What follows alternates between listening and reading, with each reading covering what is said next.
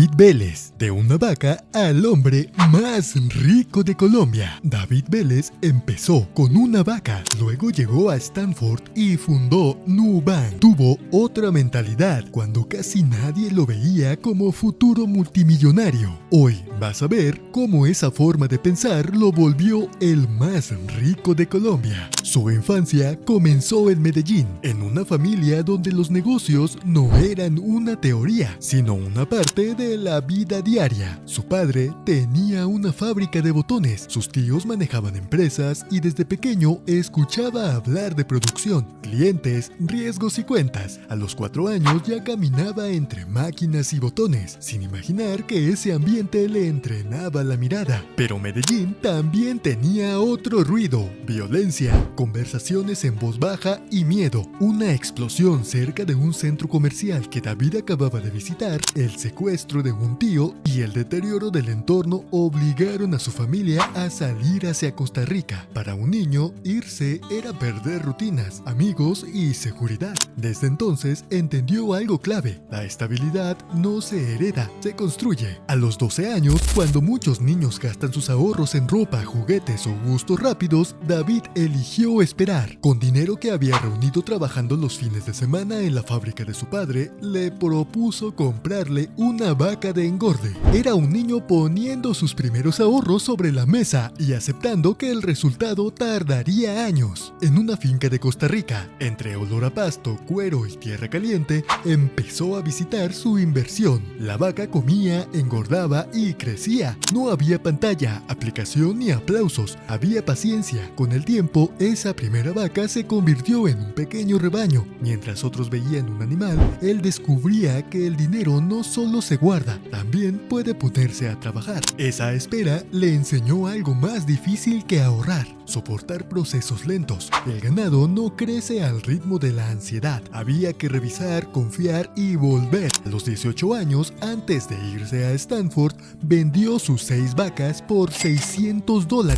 La cifra no lo hacía rico, pero revelaba una mentalidad. En Stanford estudió ciencias de la administración e ingeniería y más adelante regresaría por un MBA. El salto era enorme, de una finca a una de las universidades más competitivas del mundo. Allí su historia de las vacas podía sonar pequeña, pero esa diferencia era una ventaja. David no veía el dinero como una cifra quieta, lo veía como algo que debe producir más valor del que consumía. Luego llegó Wall Street, Morgan Stanley, Goldman Sachs. Oficinas frías, pantallas encendidas, llamadas rápidas y cifras moviéndose como corriente eléctrica. Allí aprendió cómo se mueve el dinero a escala global. También vio una contradicción: los sistemas financieros podían verse sofisticados, pero por dentro estaban llenos de fricción, costos y privilegios. Esa incomodidad todavía no tenía nombre, hasta que Brasil se la puso de frente. En 2011 llegó a Sao Paulo como socio de Sequoia Capital para buscar oportunidades de inversión en América Latina. Tenía credenciales, contactos y una misión clara. Brasil era enorme y el mercado financiero movía fortunas, pero cuando intentó abrir una cuenta bancaria, el sistema lo trató como si él fuera el problema. La escena fue humillante. Una puerta giratoria blindada se bloqueó. El sonido metálico, el vidrio grueso, los guardias armados y las miradas de sospecha lo hicieron sentirse atrapado, casi como un criminal.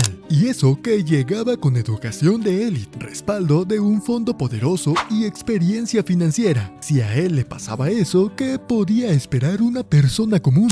La pregunta se le quedó clavada. La banca brasileña estaba dominada por 5 grandes jugadores, con clientes acostumbrados a tarifas altas, servicios lentos y poca alternativa. Para algunos inversionistas eso podía parecer una barrera imposible. Para David empezó a parecer una oportunidad enorme. Lo que más le molestaba era la lógica detrás. El cliente parecía culpable hasta demostrar lo contrario, y el sistema ganaba aunque el usuario perdiera tiempo, paciencia y confianza. Después llegó el empujón definitivo. En octubre de 2012, un día antes de cumplir 30 años, Sequoia le comunicó que cancelaba sus operaciones en Brasil. La razón era dura: no encontraba suficiente talento tecnológico local. De pronto, el cargo prestigioso y el respaldo institucional se desvanecieron. La oficina quedó en silencio. Sao Paulo siguió rugiendo afuera y David quedó frente a una decisión que no podía aplazar. Podía irse. Con Stanford, Morgan Stanley, Goldman Sachs y Sequoia en su historia,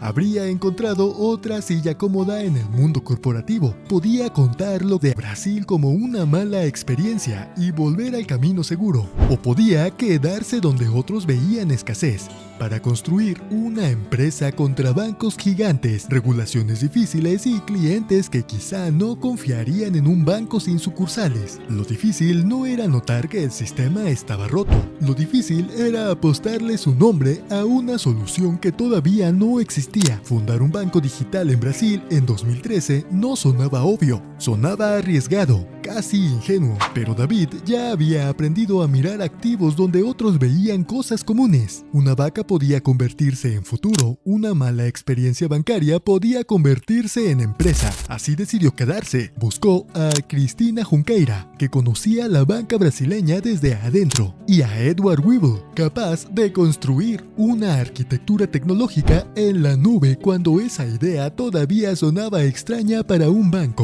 El 6 de mayo de 2013, los tres fundaron Nubank en una casa pequeña de la Rua California 163, en Sao Paulo. No había torres ni mármol, había escaleras estrechas, café, pizarras blancas y una obsesión: quitarle dolor al cliente. La apuesta no era hacer un banco tradicional con una cara más bonita. Querían una tarjeta sin anualidad, una aplicación clara, atención humana y procesos simples. Eligieron el morado porque se veía rebelde frente a los rojos y azules de la banca tradicional. La moradita no era solo un color, era una declaración contra un sistema que hacía sentir pequeño al cliente. Construir eso exigía más que una buena idea. Había que convencer inversionistas, atraer talento, cumplir reglas, desarrollar tecnología y ganar credibilidad. Un error podía destruir la fe de los primeros usuarios. Por eso, cada detalle importaba: aplicación, tarjeta, servicio y respuesta. El 1 de abril de 2014, la primera transacción real con una tarjeta Nubank funcionó. Un pedazo de plástico morado sin números impresos al frente pasó por el sistema y avisó al celular. Ese instante no lo hizo millonario, pero cambió la temperatura del proyecto. La idea ya estaba en la vida real. Los bancos tradicionales no desaparecieron, seguían siendo enormes, con marcas conocidas y millones de clientes, pero Nubank empezó a crecer por una vía que ellos no controlaban: la experiencia. Cada usuario satisfecho hablaba, cada trámite simple contrastaba con años de filas. La empresa empezó a llamar fans a sus clientes. La gente no solo quería una tarjeta, quería sentir que alguien le quitaba una carga de encima. En 2014, Nubank consiguió $14.3 millones en su primera ronda importante. En 2017 ya era unicornio. En 2019 llegó a México. En 2021, Nu Holdings debutó en la Bolsa de Nueva York con una valoración de $45 mil millones. Lo que empezó en una casa pequeña de Sao Paulo se convirtió en una de las compañías financieras más importantes de América Latina. Y el niño que vendió 6 vacas por $600 terminó incomodando a bancos que parecían intocables. La expansión no fue solo sumar usuarios, también cambió la conversación sobre acceso financiero en América Latina. Personas que antes aceptaban comisiones y trámites como algo inevitable empezaron a comparar. El banco dejó de ser un edificio distante y se volvió una aplicación en el bolsillo. Esa diferencia parecía pequeña, pero cambió la relación emocional con el dinero. El cliente ya no tenía que sentirse visitante incómodo de un sistema ajeno, sino dueño de una herramienta diseñada para servirle.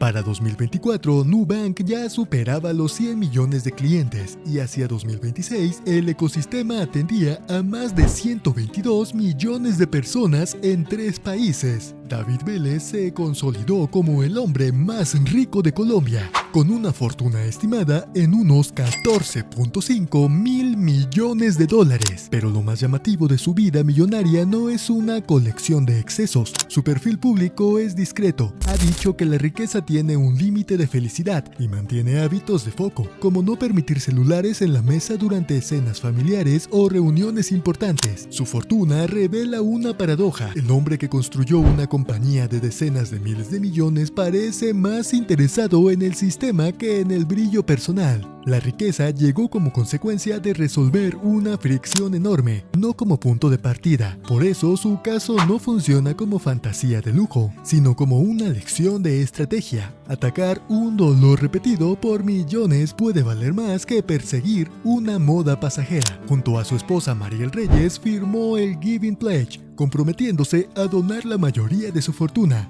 En 2024 vendió 31 millones de acciones de Nu Holdings por unos 404 millones de dólares para financiar Vélez Reyes Más, su plataforma de impacto social. Una parte enorme de su riqueza no terminó en exhibición, sino en una estructura pensada para causas más grandes en su propio consumo. Y ahí, la vaca vuelve a aparecer. Aunque ya no esté en la finca, el punto nunca fue el animal, ni los $600, el punto era la mirada. David aprendió que el capital se cuida, se espera y se multiplica. Más tarde entendió que una empresa también puede funcionar así. Si elimina desperdicio, resuelve un dolor real y gana confianza, puede crecer mucho más allá de su origen. La vida de David Vélez no dice que todos deban comprar una vaca, estudiar en Stanford o fundar un banco. Dice algo más útil. Muchas personas ven recursos pequeños y los gastan rápido, porque parecen insuficientes. Otros se preguntan en qué podrían convertirse. Al final, aquella vaca no valía por su precio. Valía porque le enseñó a David a ver futuro donde otros solo veían presente. Si esta historia te atrapó, suscríbete al canal, porque aquí no solo se cuenta cuánto dinero hizo alguien, sino qué mentalidad, qué presión y qué decisiones construyeron ese resultado.